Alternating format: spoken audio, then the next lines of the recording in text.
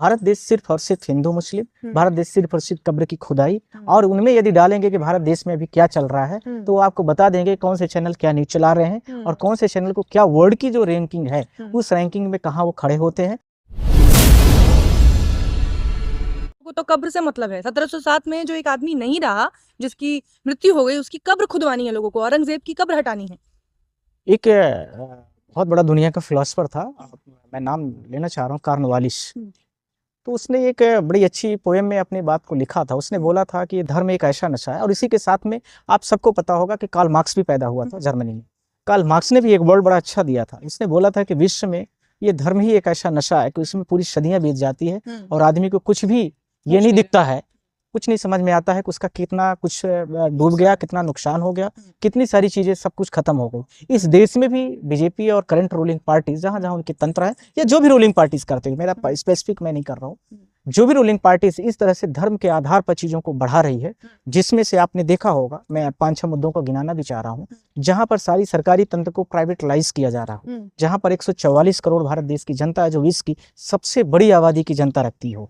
दूसरा, इसके साथ में जहां 60% के आसपास में भारत देश में युवा बेरोजगार हो लगभग, इसके साथ में जहां सरकारी नौकरियों को बंद करके प्राइवेट निजीकरण के दौर में पूरा गुजार दिया जा रहा हो, जहां पर आपने देखा हो सरकारी स्कूलों को बंद किया जा रहा हो। मध्य प्रदेश में मैं अब उदाहरण के तौर पर पेश कर देता हूं, अभी कल ही परसों हुआ है, कई हजारों स्कूलों को बंद किया गया, एक दिन में शटडाउन किया। इसी प्रकार से भारत देश में 15 लाख रुपए पर व्यक्ति के लिए बोला गया था, साथ में 2 करोड़ युवाओं को रोजगार देने की बातें की गई थी, साथ ही साथ में भारत देश को विश्व के 3 ट्रिलियन इकोनॉमी बनाने की बात की गई थी। हम सब जगह बोर्डों में देखते थे कि बहुत हुई महंगाई की बार, अब की बार मोदी।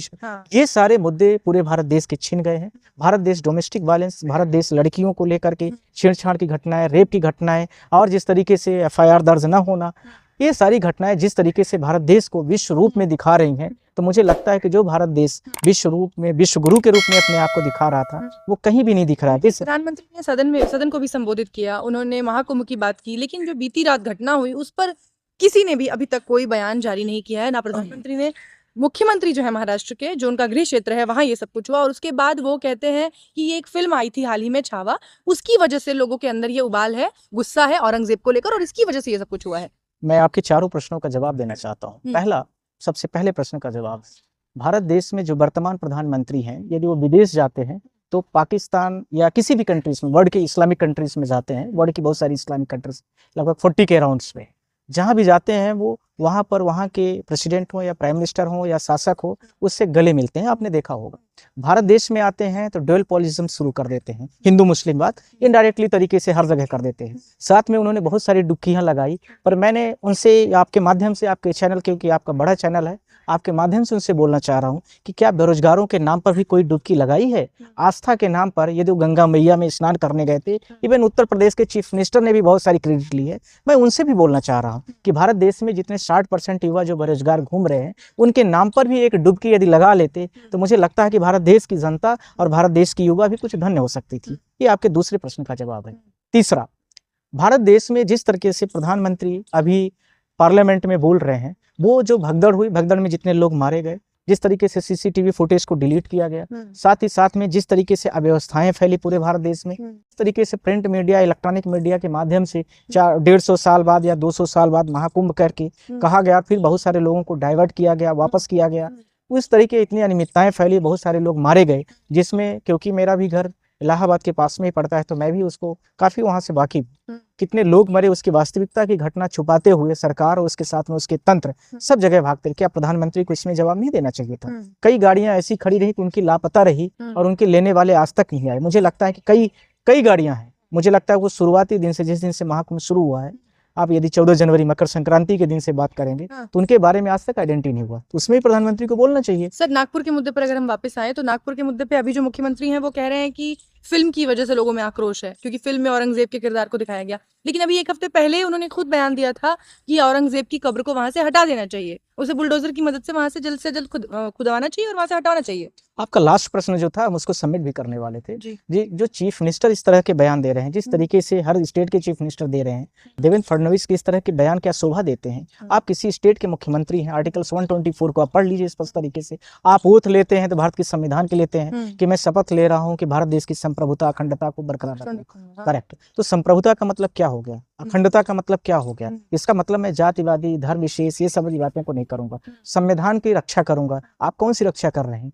किसकी रक्षा की बात कर रहे हैं? हमारा सवाल यहीं पर खत्म नहीं हो रहा। खत्म यहाँ से शुरू हो कि छावा मूवी में जो भी दिखाया गया, कोई भी इमेज, कोई भी इलेक्ट्रॉनिक मीडिया, कोई भी पिक्चर कुछ भी करती है तो उसमें लिखती है कि ये भी जो भी है चीजें ये काल्पनिक है या उस पर आधारित है। तो फिर इतना पूरा जोर दे करके सारी चीजों को क्यों दबाया, मतलब दिखाया, बढ़ावा दिया जा रहा है? इसका सिर्फ और सिर्फ इससे नहीं मतलब इससे है कि जो महाराष्ट्र है 72 लाख वोट बढ़ाए गए। इसको एलओपी ने, अभी लोकसभा के लीडर अपोजिशन राहुल जी ने वहां पर पार्लियामेंट में उठाया कि इलेक्शन कमीशन और साथ में जो रूलिंग अभी भारत देश की गवर्नमेंट है उसको डिबेट करना चाहिए। इसका कोई डेटा नहीं होता है। साथ ही साथ में आपने देखा महाराष्ट्र में जो हम लोगों ने पिटीशन फाइल किया उसमें भी यही चीज है, जिसमें आपको पता है ईवीएम के सारे डेटा जो सुप्रीम कोर्ट ने अभी फ्रीज करने के लिए बोला है, वो सारी चीजें हैं। ये सारे मुद्दों को कैसे तात्कालिक रूप से पार्लियामेंट के सेशन के दौरान पर चला करके उनको बंद किया जाए, कैसे उनको जनता के मुद्दे से डाइवर्ट किया जाए। सिर्फ और सिर्फ एक ही मुद्दा बचता है कि हिंदू मुस्लिम कर दो, काम तमाम हो जाएगा। अभी भारत देश की इकोनॉमी में लगभग 10% के आसपास इंटरनेशनल जो टूरिज्म है या इंडियन टूरिज्म है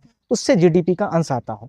पर यह भी सवाल है कि जब विदेशी लोग आते हैं, चाहे ओबामा आए, चाहे इसके साथ में भारत देश में ट्रंप आए, तो जो प्रधानमंत्री हैं या तो लाल किला दिखाते हैं जहां से वो झंडा फहराते हैं, या तो इसके बाद वो ले जाते हैं ताजमहल या कहीं और लेके जाते हैं। सवाल यह भी नहीं, सवाल यह है कि यदि इनको इसका औरंगजेब के ही तो आगे के सक्सेसर ने ये सारी चीजों को बनाया है, शाहजहां ने बना दिया, तो शाहजहां की अब इसके बाद औरंगजेब, बाबर खत्म हुआ, औरंगजेब आया, अब शाहजहां का नंबर है, तो फिर वो लाल किला से झंडा कहाँ का फहराएंगे? क्या भारत देश में पूरा पाषाण, मध्य पाषाण होते हुए नव पाषाण युग आते आते क्या भारत देश की हड़प्पा सभ्यता मोहनजोदाड़ो लेके जाके दिखाएंगी? क्या दिखाना चाहते हैं इस देश की जनता को, या इस देश को किस दिशा और दशा में ले जाना चाहते हैं? मुझे लगता है कि ये भारत देश की सबसे कमी वाली जो सरकार है, सबसे जो लॉ एंड एडमिनिस्ट्रेशन के लेवल में मैं कहूँ तो सबसे कमजोर और वीक है। इस लेवल को लेकर के जो औरंगजेब या इस तरह के जितने भी मुद्दे भारत देश में अभी चल रहे हैं, जो हिंदू मुस्लिम करने के लिए है, जो the clash of worship act था जिसमें हमने पिटीशन भी फाइल किया था, Alok Sharma versus Union of India, उस तरह से हमारी कई मिनिस्टर और एमपी से, एमएलए से बात हुई है जो विभिन्न राज्यों के हैं। हम जल्दी ही कल तक में कुछ इसमें अच्छा करने वाले हैं। और honourable chief justice of India से भी हम रिक्वेस्ट कर रहे हैं आपके माध्यम से कि इन सारी चीजों को परमानेंट कुछ समाधान दीजिए, नहीं तो ये तो भारत देश पूरा ये हिंदू मुस्लिम होकर के रह जाएगा। और आप भी कुछ दिनों बाद जब रिटायर होकर यही सोचेंगे तो देखेंगे तो भारत देश में खंडहर और लाश के अलावा इस भारत देश में कुछ दिखने वाला नहीं। आजकल सोशल मीडिया का जमाना है, वीडियोस जो हैं वो कल रात से लगातार वायरल हैं, जिसमें कि बहुत सारी चीजें सामने आ रही हैं, लेकिन जो एक नैरेटिव है जो कि लगातार नेशनल मीडिया चला रहा है, उस नैरेटिव के जरिए हमेशा की तरह नेशनल मीडिया साबित कर चुका है कि कौन सा वो गुट है जो इस पूरे मामले के लिए जिम्मेदार है। वो लगातार उनको साबित कर रहा है अपने फुटेज के मामले तहत और बाकी चीजों के तहत। उस पर क्या कुछ कहेंगे? मैं दो चीजों को बोलना चाहता हूँ। दुनिया में बड़े सारे एआई आ गए, आर्टिफिशियल इंटेलिजेंस हम लोग कह रहे हैं। अमेरिका ने चैट जीपीटी बना दिया, और इसके साथ में आपने देखा चाइना ने जेमिनी बनाया हुआ है, और भी बहुत सारे तरह के, हम बोलना नहीं चाह रहे हैं, डिस्क है तो शायद उसका डेस्क जेमिनी। अब ये सारे वर्ड में जहां पर हम लोग पिटिशंस भी अब ड्राफ्ट करते हैं तो 1 सेकंड में सारी चीजों को ला देते हैं। भारत देश सिर्फ और सिर्फ हिंदू मुस्लिम, भारत देश सिर्फ और सिर्फ कब्र की खुदाई, और उनमें यदि डालेंगे कि भारत देश में अभी क्या चल रहा है तो वो आपको बता देंगे कौन से चैनल क्या न्यूज चला रहे हैं और कौन से चैनल को क्या वर्ड की जो रैंकिंग है उस रैंकिंग में कहाँ वो खड़े होते हैं। वही चैनल इन सारी चीजों को प्रमोट करते हैं, वही चैनल अपने सुबह शाम के डिबेट में इन पॉइंट्स को रखते हैं, वही चैनल भारत देश में ऐसे ज्वलंत मुद्दे चलते रहे जिससे वो सरकार की वाहवाही और सरकार के साथ में सुबह शाम उनके दरबार में जा करके अपने आप को दिखा सके कि हमने आपको तारीफ के रूप में, भगवान के रूप में, एक भारत देश के एक अच्छे शासक के रूप में आपकी इमेज को कायाकल्पित करने की कोशिश किया है। ये वीडियो भी हमारी प्रेजेंट है। ये सारी चीजें करने के लिए किया जा रहा है, जिसका हम घोर निंदा कर रहे हैं, विरोध कर रहे हैं। जल्दी ही जो एमएलए और एमपी हमारे कांटेक्ट में है, हम जल्दी इसमें डिसाइड करके जल्दी ही पिटीशन भी इसमें ले आ रहे हैं, फाइल करेंगे, और इसमें परमानेंट सोल्यूशन चाहते हैं। देश सौहार्दपूर्ण से चले, देश में जो विभिन्न देश के मुद्दे हैं उस पर डिबेट हो, उसमें पार्लियामेंट का पैसा लगे, जनता का पैसा लगे, और देश के जनहित के मुद्दों पर चर्चा होनी चाहिए।